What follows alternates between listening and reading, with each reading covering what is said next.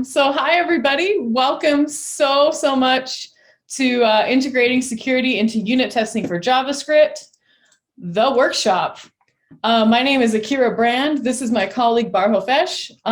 We are going to be your guides today as we work through this workshop. And yeah, we're just really excited for you to be here. All right, let's get started. So what are we going to cover today? First off, we're going to talk about an introduction to application security. That'll take a few minutes. We're going to go over what unit security testing is. We'll tell you a little bit about Bright, our company. We'll do the workshop itself. And at the very end, if we have time, we will take questions. And we can also take a little time and just talk a little bit about some more cool features. If y'all want to see a little bit more of the product, it just kind of depends on how much time we have. So yeah, what I also want to say really quickly is that unit security testing is totally new to the market. We are the only people that do it, and we are super excited to teach it to you today. And yeah, so I think it's really cool that y'all are here because this is like a first look into how this stuff actually works. So really hyped. My name's Akira. I have awesome dreadlocks. I like to show those off in every picture I have. I'm a software developer and an educator. I've been a professional in tech for 4 years. I've been coding for 6-ish. I started teaching myself through doing like Code Academy way back in the day. And then I went to a boot camp, and now I just like to dabble in so many different technologies. I personally prefer a little bit of the back end. I'm learning Node right now, which is a lot of fun. But front end is also super cool. I know React. I'm getting into Vue a little bit, and I have to say I like Vue and Angular better than React, but again, we're not going to start too many flame wars today. All right. And that's it. Neat. Let's move on. Okay. So we're going to talk about appsec, and I'm going to get on my little soapbox. I don't have a real soapbox, but you're just going to have to imagine I'm going to stand up and teach you all a little bit about appsec right now. This is a topic I'm super passionate about. It's why I work here at Bright. I think that developing secure software is just as important for developers as writing clean code, as writing dry code. And I'm super excited just to impart this knowledge that I have. So what is application security? So application security is actually a huge term. It's an umbrella term that is used to describe anything that has to do with writing and shipping secure software. So there are some activities that could be considered appsec. So that could be pen testing, hiring a pen tester to come and check out your code maybe once a year. It could be secure code review with your colleagues. It could be internal training. Some companies even do something called an appsec champions program, in which there's a few people on the dev team that are focused on application security, and they kind of elevate the team around them with training and knowledge that they learn. Typically, appsec is done by a third party once a year. So that means that it's been owned by a security team or owned by pen testers. Now, that is not a lot of time. That's not very often. That's not a lot of iterations to get some appsec, to get some eyes on your security. So what the industry has been doing is it's actually been shifting left, which means essentially putting appsec toward the beginning of the software development lifecycle as opposed to later on. So that said, you have to own it as a developer now. It's no longer necessarily up to a security team. It's no longer necessarily up to a pen tester. The power is being put more in the hands of the developers, and the tools aren't necessarily always developer friendly, which is why companies like us, companies like Bright exist, so that we can help you write secure code earlier on in the process in a way that makes sense to you as a software developer. So why is appsec important? Well, think of it this way. How many builds is your team doing a day? In the olden days, you might do one build a day, you might do a few builds a week, but now you could be doing multiple builds a day. So on that note, you could be shipping code into production faster than you ever have before, but at the same time, you're shipping security bugs at the same time as you are shipping production code. So it's a big rush. It's very fast, and oftentimes security can take a back seat, which is not the best. If you rely on only periodic pen tests, every 6 months or every year to have a professional pen tester come in, you need to start context switching like crazy once they find the issues. So a pen tester might say, hey, I found these really big problems in your code. And you will say, oh, well, shoot, that was a year ago, and I don't remember what I did. I know personally, when I look at code I wrote 6 months ago or even 3 months ago, it's kind of hard to remember what I was thinking unless I comment the ever-loving heck out of it. And even then, it can be difficult. So if you do early detection, you can have an easier fix, not as much tech debt, and then of course you're happier as a developer. What I will say too is that you are ground zero. So malicious actors are going to look at the code you write first and foremost to get into these applications. Software developers are often targeted. They are often, again, they're ground zero, and there's serious consequences for having security vulnerabilities. So for example, say you're writing code like either software or firmware for someone's heart monitor, and a malicious actor or a hacker gets into that code, well, they could turn off the heart monitor and people can die. It's the same with things like airplanes, same with things like hospital information, same with things like voting machines. We have a lot of problems with that. So it's very, very important that developers are empowered with ways to write secure code that don't rely on pen testing and don't rely on context switching 6 months to a year later. So on that note, what did we do about that? Well, we saw this as a huge issue, and we came up with something called unit security testing. And I want to talk a little bit about what that is. So in the olden days, I say the olden days like a week ago, what would normally happen is you would have all these different tools. You would have SAST tools, RASP tools, DAST, IAST, et cetera, et cetera. As you can see here in this graph, a lot of these happen very late in the production and development lifecycle. The earliest tool is a SAST tool here on the far left. But the problem with SAST tools is they have a lot of false positives and they're not necessarily reliable. So what we said is we need to make a way for developers to use unit tests, which they already use in the first place, early on in the cycle. So right here, we've built a unit testing framework. So right as you're coding and you're changing your code and you're committing your code, right as you're on the ground zero, writing code from scratch, we are making it possible to unit test that code using our engine for security vulnerabilities. Like I said, no one is doing this. I'm super hyped about this because first off, I love testing. If I write code from scratch, I really like to use TDD. So that's test-driven development, big fan of that. And the fact that we can now use technology and a mindset that we already are familiar with in unit testing is like a really big deal. So we're really excited about this. For what it's worth too, just really briefly, in the olden days, again, the olden days like a week ago, over here in production and over here in the CI/CD pipeline was really the times where you could start checking for a lot of these security vulnerabilities. But with unit testing, you can check for all of these very early on, which is super sweet. Okay, let's talk a little bit about Bright, what we do as a company, who we are, and then after this, we're going to jump into our workshop. So we're making pretty good time right now. So here's what we do. We do something called DAST. It is a dynamic application security testing tool. What that essentially means is we look at your code while it's running, and we interact with your code while it's running in a similar way that a user would or a malicious actor would. So the first line of defense against a malicious actor can be, hey, when the code's actually running, is there something goofy going on that a malicious actor can exploit? This is in contrast to tools like a SAST tool, like a Sonar Cube or something along those lines. And what a SAST tool does is it looks at your code before it is running. It stands for Static Analysis Tool. So it looks at the code just by itself. It's not running. It's just there in your text editor. It's kind of like a linter almost. For what it's worth, there's lots of what are called false positives with SAST tools. What that means is that you will have security vulnerabilities, but they're not necessarily true. They're not necessarily there.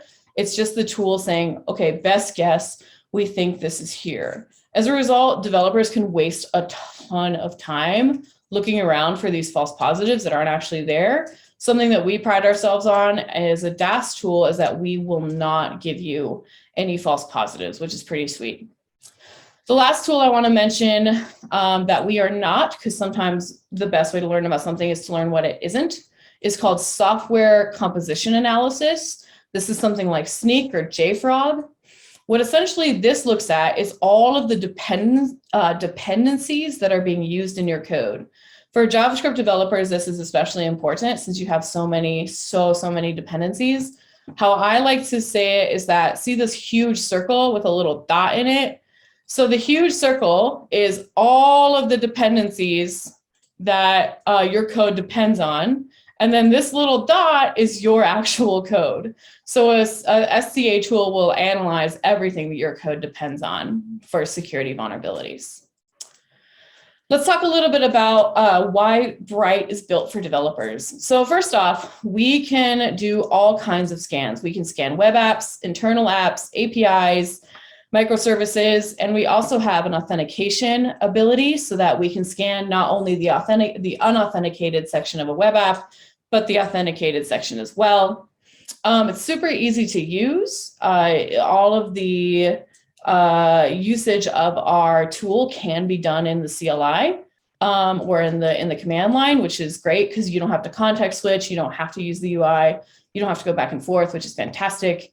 And like I said, too, there's no false positives. So you can actually trust what we're telling you is a problem and you're not going to waste your time fixing stuff that isn't there.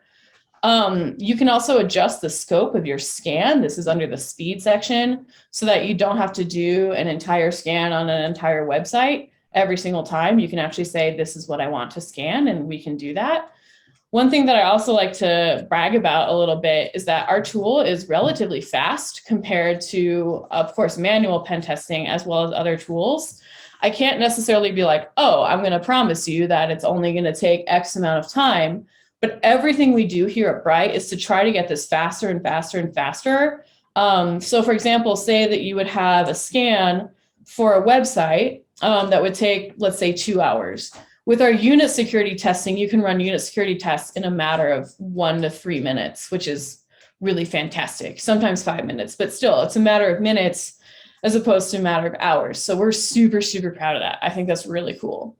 Yeah, and then of course we have ability to test so many different vulnerabilities, SQLi injection, cross-site scripting. We can actually test business logic to see if your logic itself is going to open doors to vulnerabilities, which is super fantastic, and much, much more. So that's it about Bright. I could talk about this all day, but that's not why we're here. We are here to do workshops. So we're going to start the workshop. Okay, so let's see here. Oh, sorry, I forgot one quick note. We changed our name. So what you might see as we do this workshop is you might see some branded things that say Neurolegion. That used to be our old name. We just changed it, and we're working on getting all of our marketing and all of our GitHubs and all that migrated over to Bright. It's just taking a little while because it's a huge task. Go figure. So if you see Neurolegion, that's why. It's not some other company. It's us. Okay, in the chat, what sort of security testing do you use? And because I'm a pretty positive person, I like to keep the vibes good around here. What do you like about it? Again, I don't want to necessarily go into like, what do you hate about it? This isn't a flame war. We already had that earlier. But what do you like about your security testing tool? Let's take a couple seconds.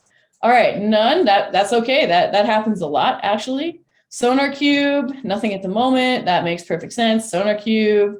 Wow, SonarQube is pretty popular. Right on. Ooh, White Source. I've not heard of White Source. Dependabot. Ooh, Alex is a new dev. Awesome. So you're looking for good habits. I'm so glad you're here then. You can learn how to do it like right up front. And that looks really impressive on a resume, by the way. If you're looking for your first job and you can write secure code, boom, that's pretty sweet. All right, OAuth Zap, yeah, nice. The stuff that uses his senses or her senses, that's awesome. Yep, feels it. Okay, Chai and Mocha, yeah, right on. Ken is a new dev too, right on. Welcome, Ken. We love the newbies. That's awesome. Let the fire rage and try to put out the fires for all burns to the ground. Yeah, I can resonate with that. That makes good sense. Okay, cool. So we got a lot of different Range here, we have range from nothing to using inbuilt libraries like Jest or Mocha or Chai, and then using third-party sources like Zap and whatnot. Okay, so this is what I want to say before we jump into the workshop. This is the very last thing. Because you all came, and we're so grateful that you came, we're actually going to give you unlimited scan hours for 3 months. I will show you how to sign up for that during the workshop itself. Normally our free plan, you get 5 scan hours a month. So now we're just giving you unlimited. For what it's worth, you do need to sign up for this offer before the end of the week.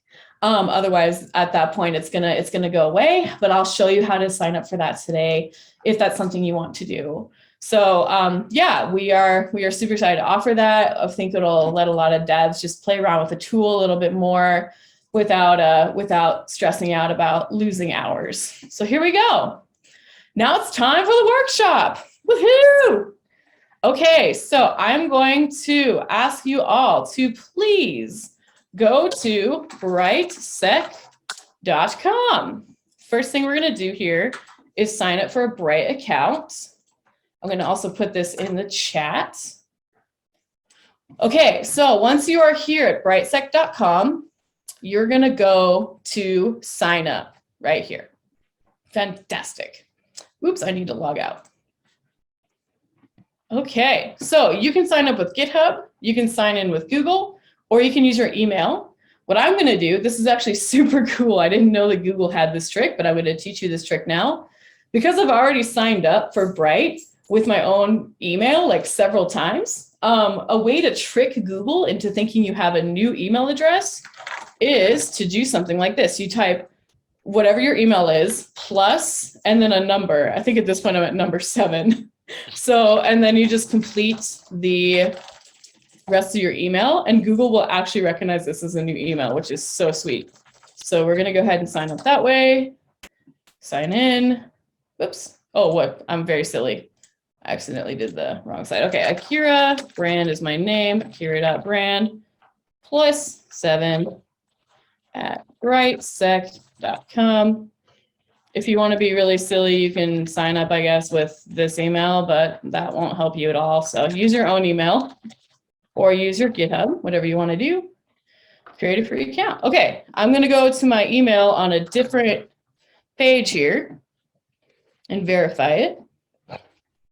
That way you don't see all of my random email stuff. Okay. All right, so now we're going to go to sign in. Akira.brand +7, lucky number 7 at brightsec.com. We're going to sign in here and click sign in. Wonderful. Okay, first thing you need to do is you need to create an organization name. Mine is going to be Awesome JS Workshop. Y'all are great. It's a super long organization name, but I think that's truly what's in my heart. All right, let's go ahead and push create. So right here is where normally you would go through what's called a setup wizard. This would download our CLI, and it would also download something called a repeater. What a repeater does, and Var, please extrapolate if you want to as well. What a repeater does essentially is it allows scans to come from your IP address of your local machine and interact with our engine.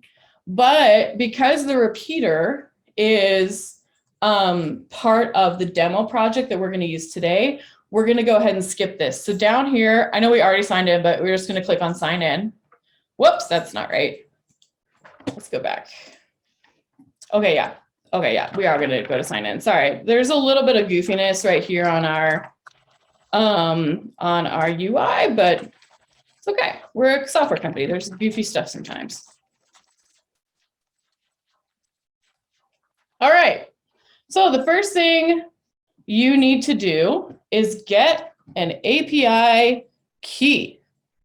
So what you're going to do on the top right here, see this little like person that's shaded in? You're going to click on this little person and you're going to click on user settings. Fantastic. And scroll down right here, click on create API key. Alrighty. So what's my name? My name is Akira. And we'll just say Akira's API key because we're a security company and we care a lot about security, we're just going to select all the scopes. Of course, you don't have to select all the scopes every time you do an API key, but for this purpose, we're just going to do that because it's easiest. Now, right here, you're going to push create. Now, this is very, very important. And if you can also please echo this in the chat, because I want to make sure people realize this.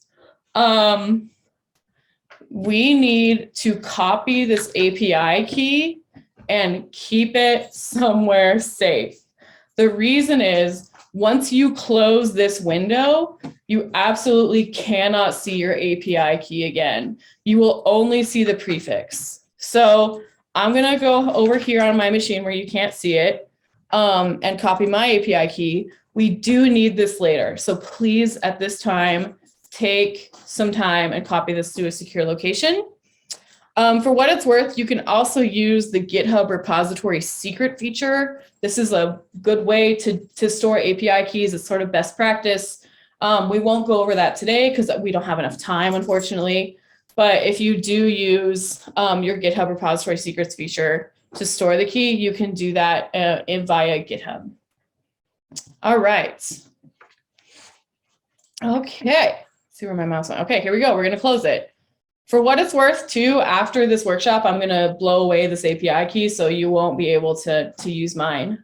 So if you don't make your own and you're following along and you're trying to use mine, your project won't work after about 2 hours from now. So just FYI. All right. So keep in mind, guys, and males and females and everyone in between, which I am myself. If you are trying to go through the setup wizard, you don't need to go through the setup wizard right now. Just go ahead and log in and get your API key.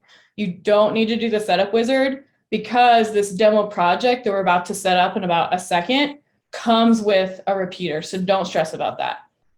Okay, now I want everyone to please go to this GitHub repo.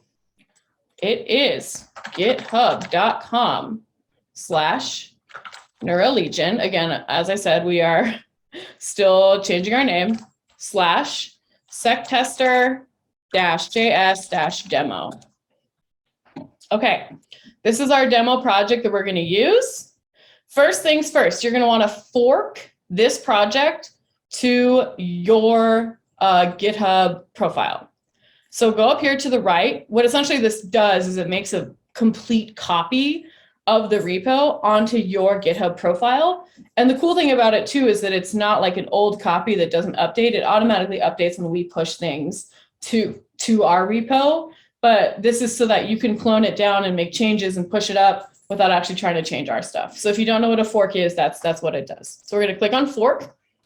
Make sure it's going to the correct owner. I myself am the owner of several different profiles. So make sure it's going to the right one and do create fork.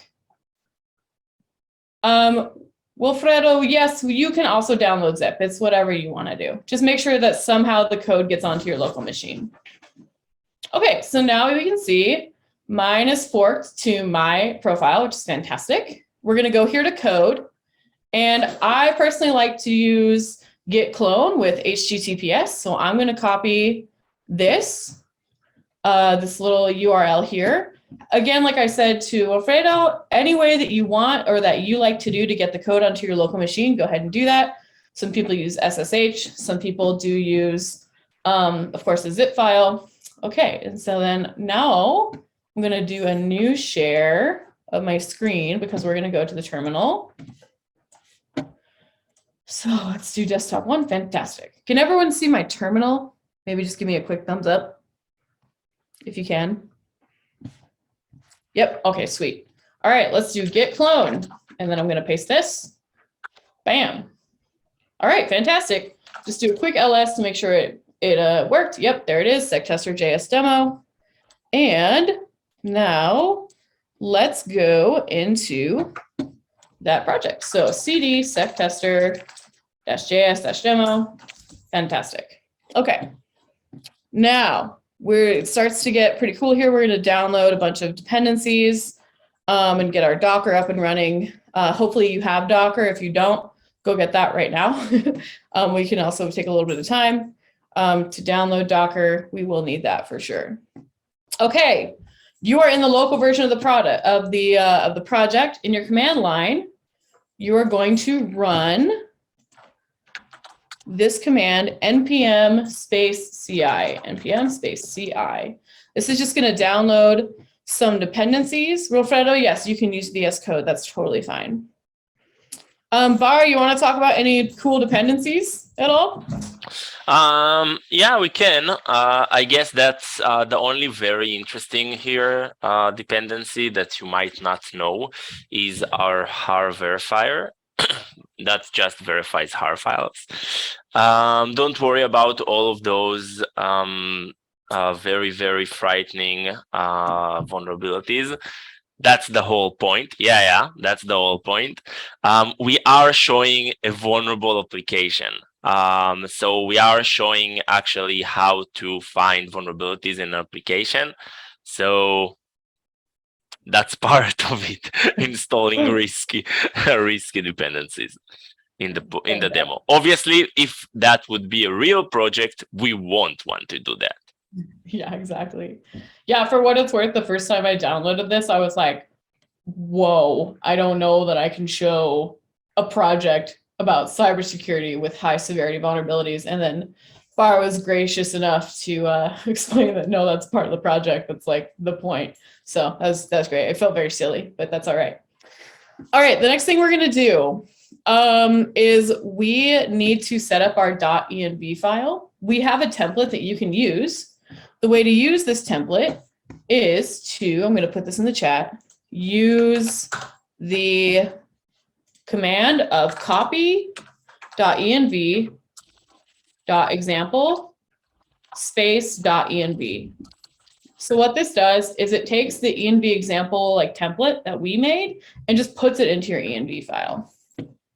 Okay, so now comes my favorite part, which is when we actually open up the text editor and start writing some code. So let's go ahead and do that. So I'm going to use Visual Studio Code, and I'm going to just open up here all the code on that. There's sometimes a really strange bug in Visual Studio Code where the shell command code does not get opened up properly. So what I'm going to do now is I'm just going to go here and just open it manually.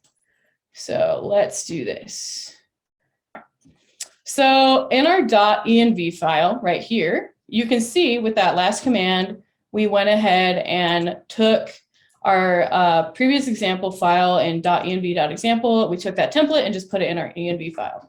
Now, the moment of truth. Did you save your API token? I hope you did, because it's going to go here on bright token equals on line 4. So I'm going to go to where my API token is over here because it's very, very secret. So you can't see it, and paste it right there. Okay, and go ahead and save that. All right, so now we have our API keys all set up. Now, next thing that we're going to do is we are going to boot up Docker. So first off, I'm going to actually open Docker, make sure it's open. All right, looks like my little whale is showing up, so that's fantastic. We're in good shape. If you do not have Docker, you need to go get it really quick, because otherwise this won't work. And then we are going to use this command, which is, whoops, in your terminal, I will go ahead and paste it here. Docker compose -f Docker compose YAML up -d. All right, we're going to connect to Docker now. If you are having problems, please put them in the chat, and Art and I and Bar will help you. So I just want to make sure that, let me just check the chat really quick and make sure we're all good. Ken wants to know, how do I get Docker? That's a great question, Ken. I believe it's just docker.com. Yep, go to docker.com and install the correct version for whatever machine you are on. Okay, sounds good. Iker, I hope I'm saying your name correctly. That's a super cool name. It looks like you fell behind. That's totally okay. Art, can you maybe help them? That would be really cool if they need a little extra help. Sebastian wants to know, are these commands in the README of the repo? Yes, they are. Let me go ahead and link to the repo one more time so that you can see these commands. Here you go. Shamar wants to know, where do I put the API key? That's a great question. So you're going to open up the entire project. You're going to go to your .env file. What you should see is this previously copied over template, and your API key goes right here on line 4 where it says bright token equals. If you do not see that template, okay, got it. All right, so if you don't see that template, what you need to do is run this command. Let me see, where'd my command go? Here it is. Where you are going to copy the template into your env file. Yep, Hari, if it says contact connect permission denied, use sudo. So what sudo means is, it means, hey, I am the admin, do this. I don't care what you think, do it. Okay, cool, let's go on. The last thing we need to do to get this project running is npm run migration up. I'm going to put this in the chat and then we will run it together.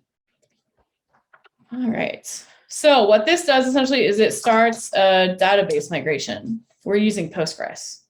Fantastic, we successfully migrated to the latest version. That's what we like to see. Okay, this is the moment of truth. We're going to do npm start. What that does is it's actually going to start our application, and we're going to see if it works. npm start. Woo, I feel good about it. Successfully started. Application is running. Okay, if you see this, you're in good shape. If you do not see this, please say so in the chat.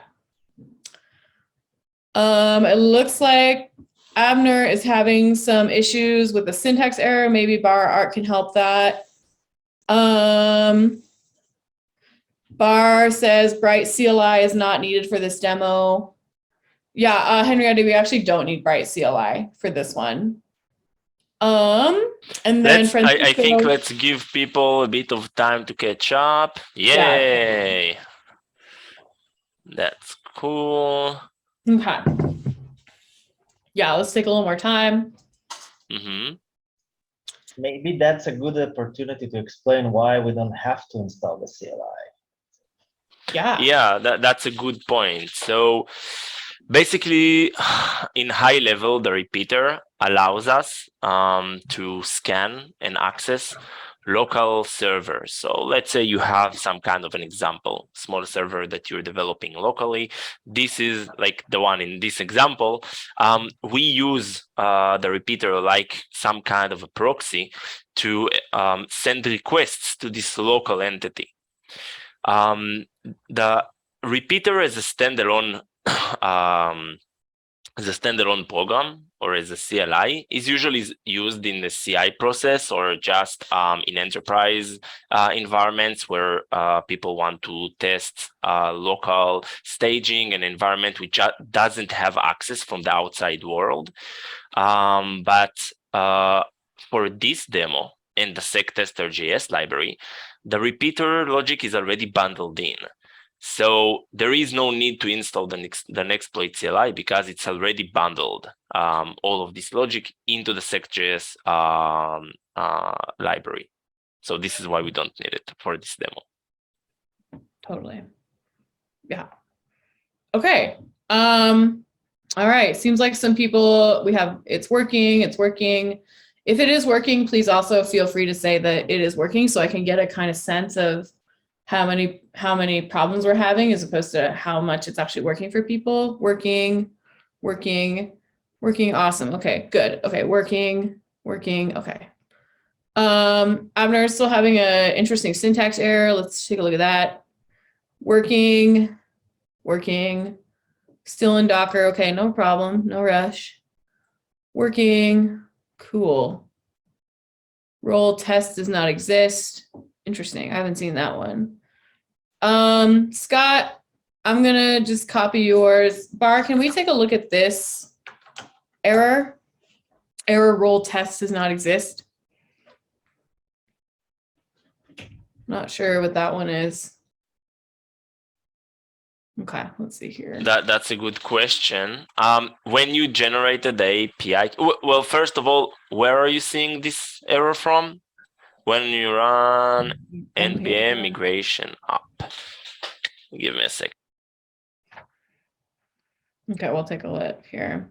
Nada, we use Postgres.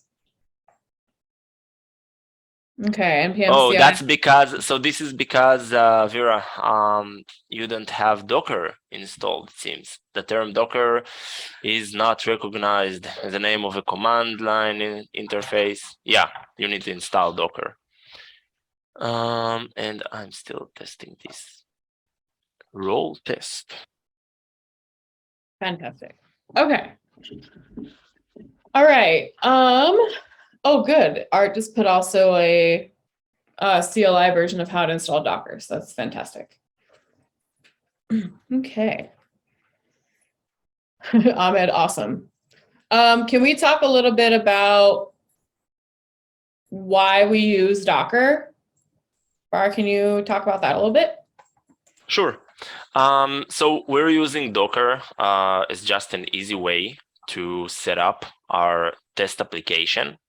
We have an application that we're running and we're going to test against. So this is basically the reason we're using Docker, nothing else.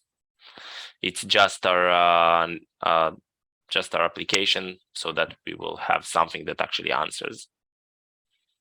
Fantastic. Okay, cool. All right, I do want to go on. Art is going to be on hand to answer more questions in the chat. Thank you everybody for participating so well. This is really cool. So we have our application running and we're just going to double check that it's actually working by opening up a new browser window and going to localhost 3000/API. It works! Fantastic. If you are seeing that in your browser, please just write it works, so that I know who it's working for.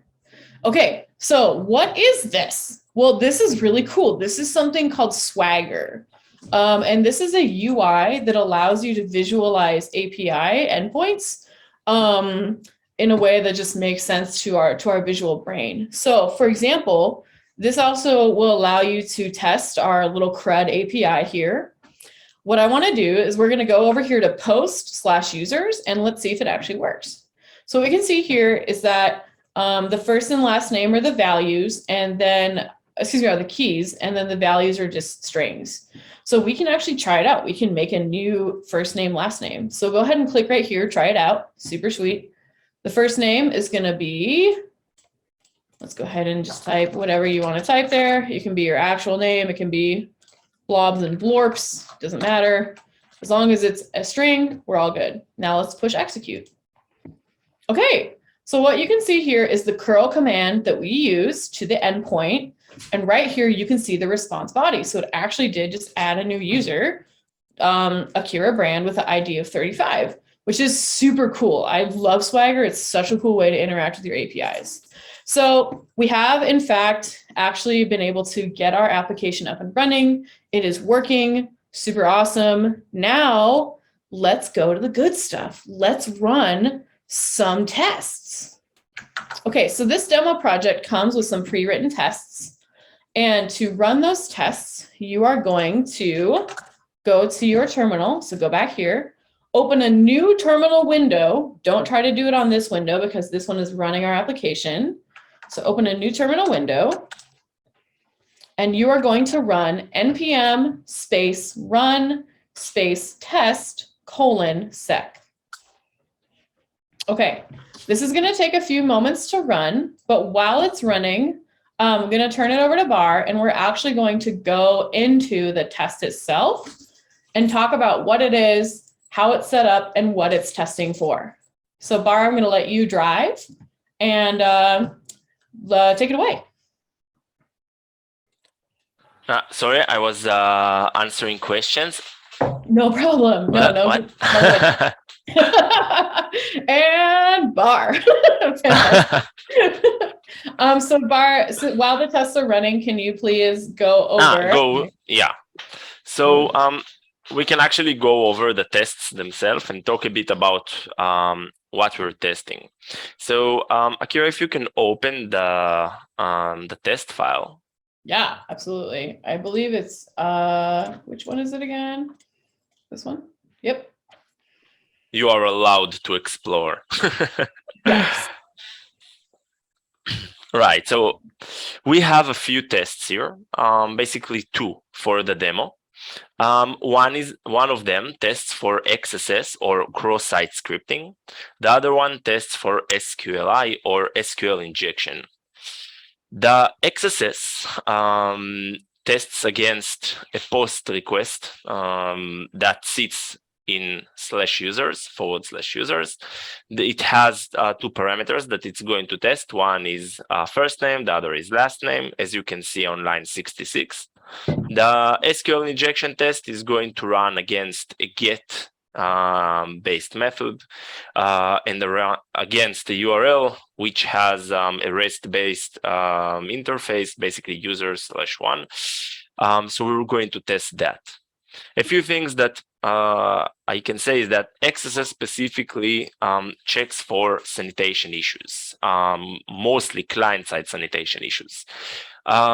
If you can inject anything as a parameter that will reflect back to you as the user, that can execute JavaScript, change DOM elements, change the behavior of the front end, basically, can fall under XSS or HTML injection.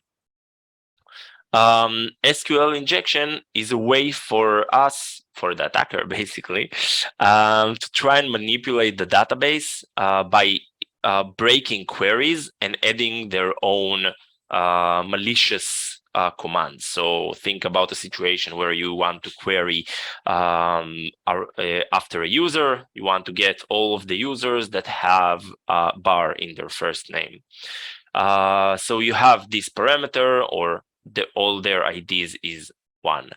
By using a malicious payload, basically modifying the request, an attacker can technically just change the query if it's wrongly written or without sanitation. So that's what we're testing here. That's what we're aiming to find. Let's hope we don't find any of that, but we are going to find it. But let's hope we won't. But that's basically what we're testing here. If you have questions about those tests, if you have questions about other security tests, now is the time to ask them while our tests are running in the background. Thanks, Bar. That's super awesome. Can you also talk a little bit about why bother writing tests at a unit test level in general? Well, we all know that the best code is code that no one tested, because then there are 0 bugs. The problem is that when we push to production and someone actually uses that, we suddenly get bugs. Security issues are just bugs. In the end, it's just bugs. And as developers, we can have a lot of kind of bugs. Some of those bugs are functionality bugs, UI bugs, performance bugs, and some are security bugs. The point of shifting left in general and trying to put security testing as early as possible has two main things. One, ROI, which is more of a business aspect. Basically, the more time passes between the code leaves our hands and goes to the other stages of deployment, development, QA, etc., the company is wasting money because more people took time to validate, more services has run, more computation has been done, and to fix a bug which has already gone out to production costs much more than to just delete one function and rewrite it when it's still in your hands. So this is one aspect. The second aspect is that we as developers actually know exactly what's going on in our application. And this is knowledge that doesn't 100% go through the chain. So, for example, if we know that one method or one call behaves in a certain way, we know best how to test it usually. We know what we expect. We know what the application should do. Obviously, QA as well. But the application security testers, the penetration testers, everyone later in the chain, they lack a lot of knowledge and access to the core of the system that we wrote. So yeah, that's also a good reason to use unit testing security, because basically we know what to test and we know how to test it well. Awesome.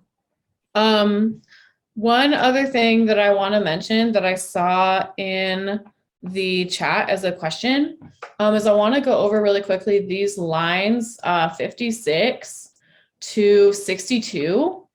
So if you recall, at the beginning of this presentation, I talked about how in our tool, you can actually make like the attack surface smaller, or you can specify things that you want to test so that the test itself runs faster. So that's essentially what this is doing. It's like, for example, on line 61, we're saying, okay, we want to make sure that we're only testing for things that have a severity threshold of medium or above.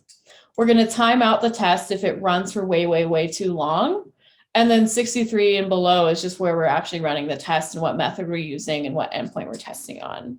So this is not actually necessary. You don't have to have line 61. You don't have to have line 62, but this allows for a little bit more precision in the test so that the test will run faster. Okay. So on that note, we actually had our test run, which is fantastic. So we had one failed and one pass. We were testing for SQLi specifically in this one, so SQL injection. And the cool thing that I want to show you here is that if it finds an issue, it'll tell you what kind of, well, the test name, the severity of the test, and also we will give you some remediation. So essentially like how to fix it. So some suggestions for how to fix it, as well as some extra details. Personally, I think that's pretty cool because as developers, we're not necessarily taught how to write secure code. Like I went to a coding boot camp and it was awesome, but they didn't really teach us about security. I've also like taken a college course for coding and it didn't teach me about security. So we're trying to educate you as a developer on how to deal with this, as opposed to just being like, yeah, we found something, like, good luck, haha. So that's something that I think is really cool as well. And I wanted to just point that out. What I'll show you in just a second here is that if you do want to see that the test is running, and you don't want to rely necessarily only on your terminal, because sometimes when we run a test, it just kind of says testing, testing, testing, and you can be like, is this actually working? You can actually go into the UI on our tool and see that the test is running. It's just and what it's finding and if it's actually working. So before we do that, we're actually going to fix this problem, because when we test issues, obviously we test them in order to fix them.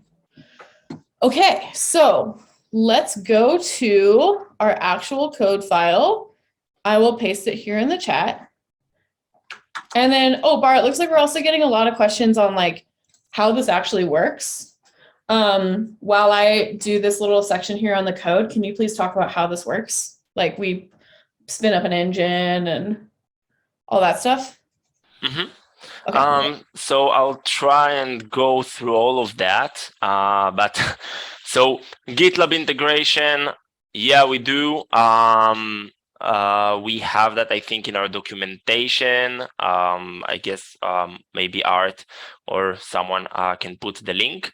Any idea why it took so long to run? So let's talk about that.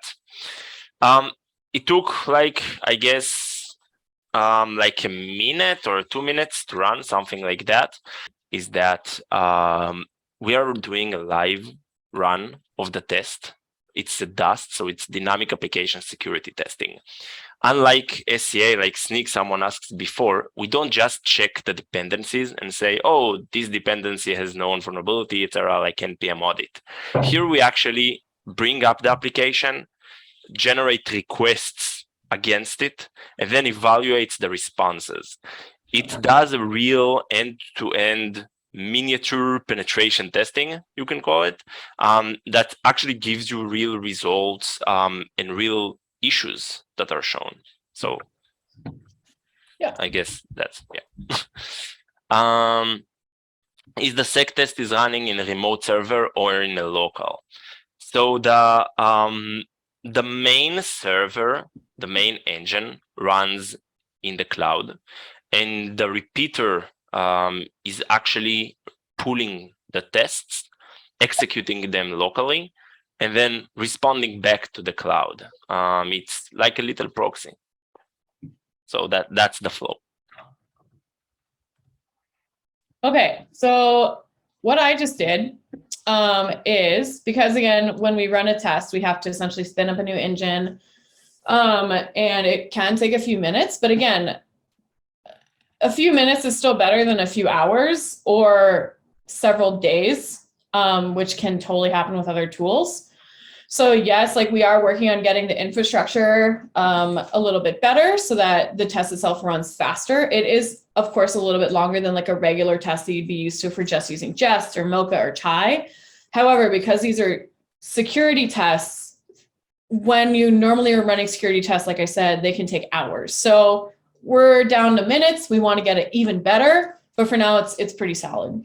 So what I did while Bar was talking is I went here to source users.service.typescript, and I fixed, quote unquote, the issue.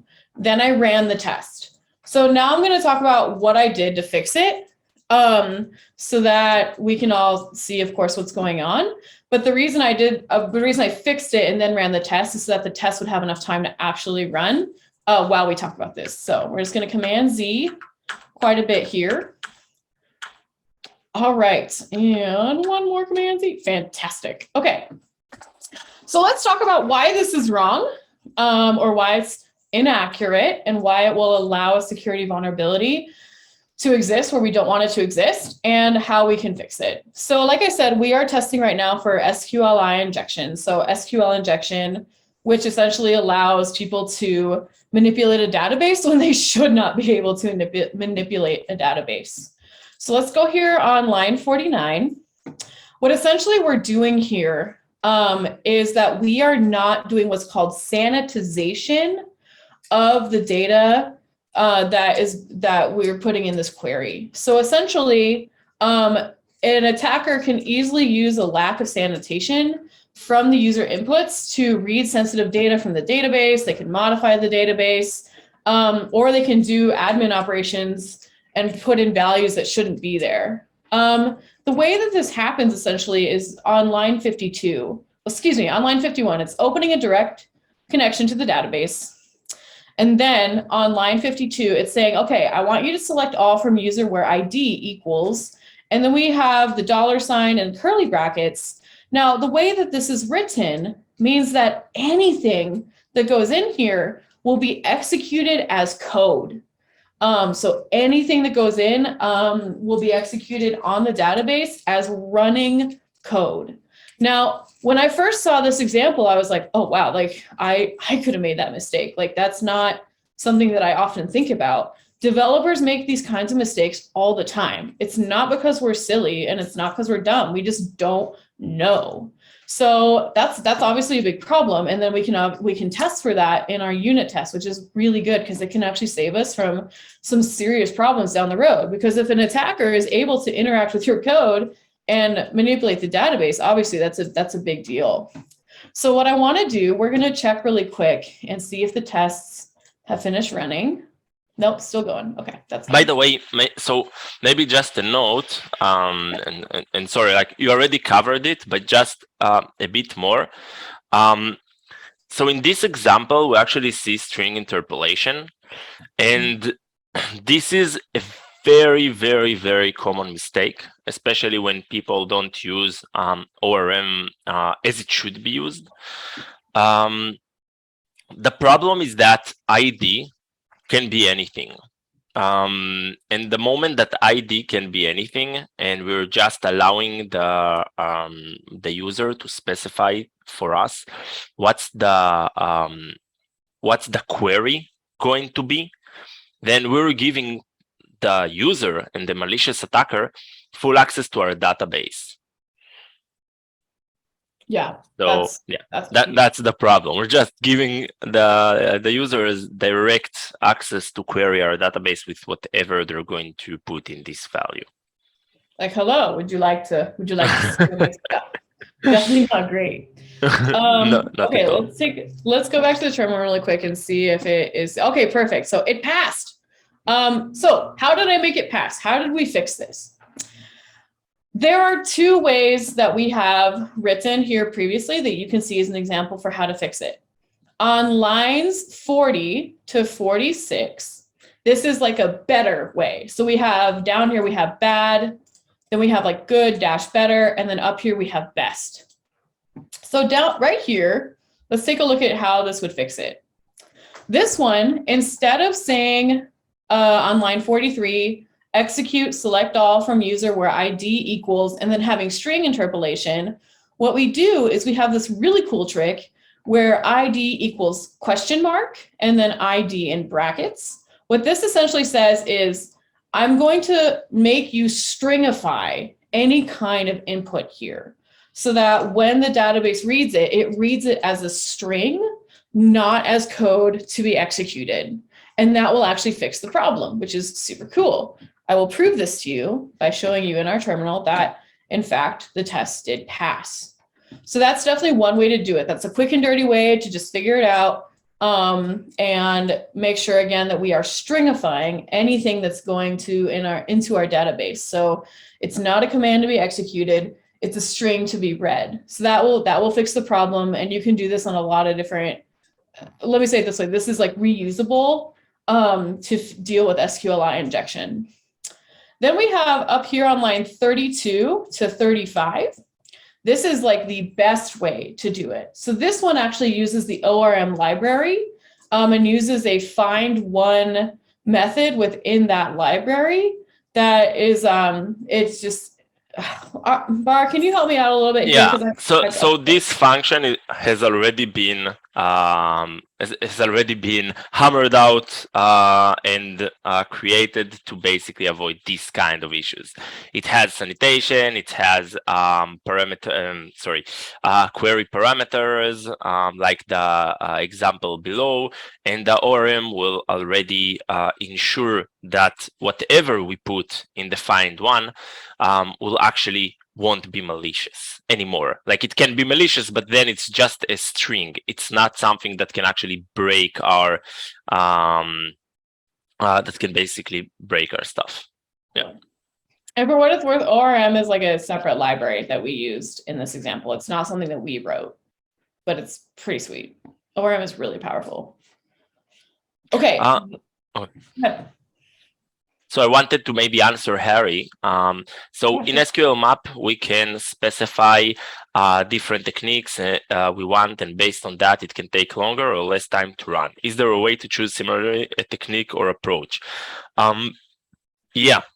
But I might say that, yeah, ORM is open source, sorry. So in regards to more advanced appsec usages, what we're showing here is a very dev-centric approach to doing security testing. Our solution as a whole have a lot of use cases and a lot of usage options. Our UI has more of the common standard application security approach. So you have all of those configurations, and you can do a lot of those decisions about which techniques and which parts of the of the request you want to attack, and which parameters and what tests you want to use, and if you want Boolean based or blind or etc. So we have all of that. But on the developer level, that's not something that we expect developers to basically think about, right? We want to do it as automated as possible. We want to do it as easy and approachable as possible. So basically just this will test for SQLi, and we will automatically find the best things to look for.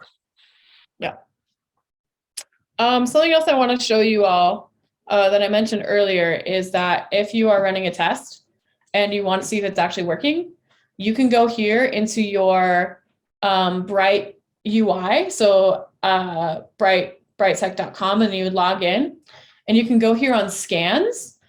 And as you can see here, this scan right here for this endpoint, the test should not have SQLi. You can see some more details here. So you can see that it's running. At this point, it's done because it is finished, but it would have like a little thing that says running or stopped, or if there's any issues with the test itself, it'll give you more details there. So that's just more of a side note. I just think that's super cool. Okay, I want to check the chat a little bit more. If anyone has any more questions about the tests themselves or the remediation steps. I also do want to call out that there are a ton of tests that you can write. However, the test patterns essentially match the patterns that we looked at earlier with bar, and they're here in the README as well. So if you want to test different types of things, so maybe you want to test like open bucket or something else, you just have to change the test name here. And then of course you can change your threshold and your timeout, and you have to decide where you want to run the test, like what API or what endpoint you want to run that out. But that's it. You don't have to do different kinds of crazy things for different types of tests, which is super cool. This is very repurposable. It's very reusable. I'm going to scroll down a little bit more here. These are recommended tests that we recommend that you use. This is up to you to choose what you want to test for. We are not going to tell you that you should use any one particular test over another, but I would definitely be curious, and I will definitely be writing a little bit more about like, when should you test for broken JOT authentication? When should you check for cookie security and things like that? But right now what these are is these are just all of the available tests to you that you can do with unit security testing. So as you can see, this is quite a lot of test options. Last but not least, you also can put this into CI. So you can put this into CI integration.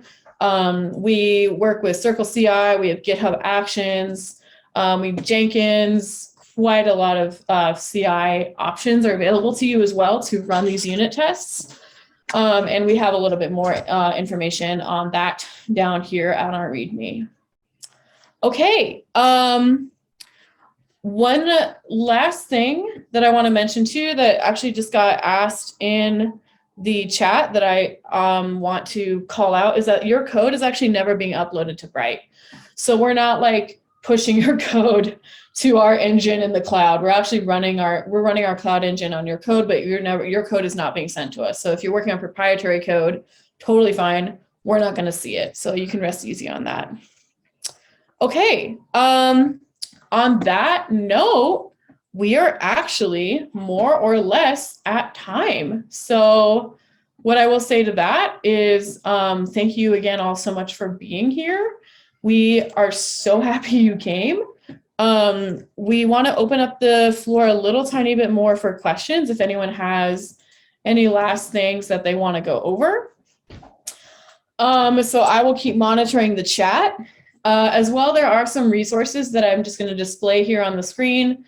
You can join our Discord to get more help, just much faster. You can check out our GitHub. We have awesome docs. We have a really great blog.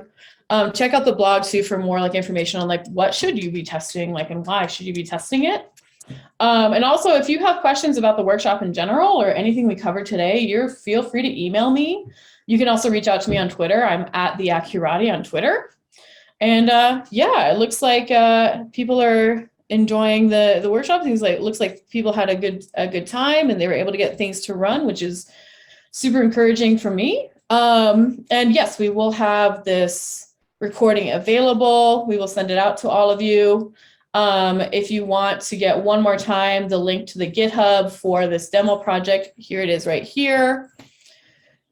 And on that note, I just want to say thank you. Thank you for your time. Thank you so much for your attention. We've really, really enjoyed putting this workshop together. We're so glad you all came. We're so glad that it worked for so many of you. We're so glad that we got the opportunity to answer questions when it wasn't working. I personally love helping other developers. It's why I do this job. Many, many, many thanks to Bar for coming in and running support. Thank you so much to Art for also answering all the questions. And again, thank you all so much for being here. We had a great time, and we will see you next time. So thanks again for coming, guys. This concludes our workshop, and thank you again for being here.